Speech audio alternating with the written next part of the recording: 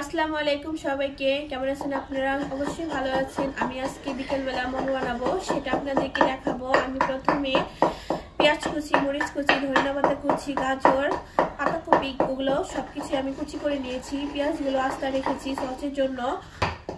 আমি মাংসগুলো ছেঁচে নিচ্ছি, কারণ আমি ব্লেন্ডার করতে পারতাম, কিন্তু ব্লেন্ডার করিনি, এর জন্য আমি পাটায় ছেঁচে নিচ্ছি। আমি আরো গোলমরিচগুলো ছেঁচে নিব, সেটা আপনাদেরকে দেখাবো। আমি গোলমরিচগুলো ছেঁচে নিচ্ছি কাঠের দিয়ে। আমি মোমোর জন্য সবকিছু মেখে নেব। এখানে আমি মাংসগুলো ঢেলে নিলাম, তারপর হচ্ছে গাজর, পাতাকপি এগুলো আমি দিয়ে দিলাম, ধনিয়া পাতা,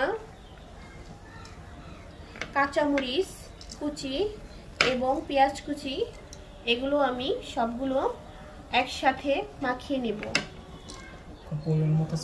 আমি পরিমাণ মতো সয়া সস নিয়ে নিলাম এখানে মোমোর জন্য।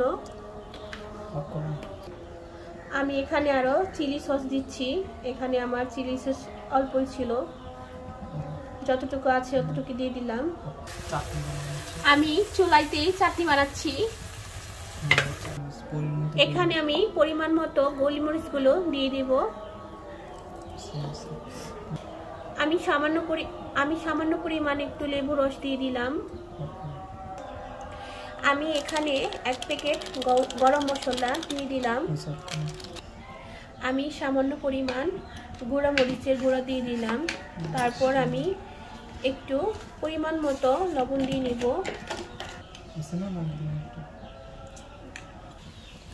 আমি 1 চামচ পরিমাণ আদা বাটা দিয়ে দিলাম।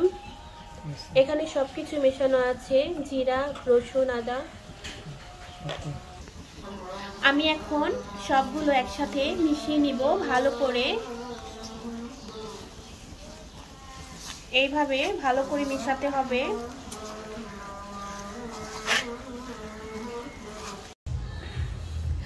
আমি মোমোর জন্য রুটি বানিয়ে নিচ্ছি। দেখেন কিভাবে রুটিটা বানানো হচ্ছে, এত সুন্দর করে আমার চাচি বানাচ্ছে রুটিগুলা। দেখেন কিভাবে মোমোটা তৈরি করা হচ্ছে, এত সুন্দর করে মোমোর ডিজাইনটা করা হচ্ছে। আপনারাও বাসায় বানাবেন, এভাবে শিখে রাখেন আপনারাও। এই তো আমার মোমোর ডিজাইনটা হয়ে গেছে। দেখেন আমি একে একে অনেকগুলা মোমো বানিয়ে নিয়েছি। দেখেন সবাই। আমি মোমো বানানোর জন্য চুলাইতে হাঁড়ি বসিয়ে পানি দিয়েছি গরম পানির জন্য। একটু পর আমি হাঁড়িতে মোমোগুলো দিয়ে দিব। আমি এই হাঁড়ির মধ্যে মোমোগুলো দিয়ে দিব, আপনাদেরকে দেখাবো একটু পর বানানো হলে। আমি হাঁড়িটাকে একটু তেল দিয়ে নিলাম, কারণ লেগে না যায় যেন মোমোটা। আমি একটু পরে এই হাঁড়ির মধ্যে একে একে বসিয়ে দেব। এই তো আমি একে একে সবগুলা এখানে দিয়ে দিব সিদ্ধর জন্য। এই তো দিয়ে দিলাম, ঢাকনা দিয়ে ঢেকে দিলাম, একটু পর হয়ে যাবে। আমি একটু ঢাকনাটা উঁচু করে দেখে নিই। ওয়াও, আমার মোমোটা হয়ে গেছে। এখন আমি নামিয়ে নিব। আসসালামু আলাইকুম, সবাইকে ধন্যবাদ।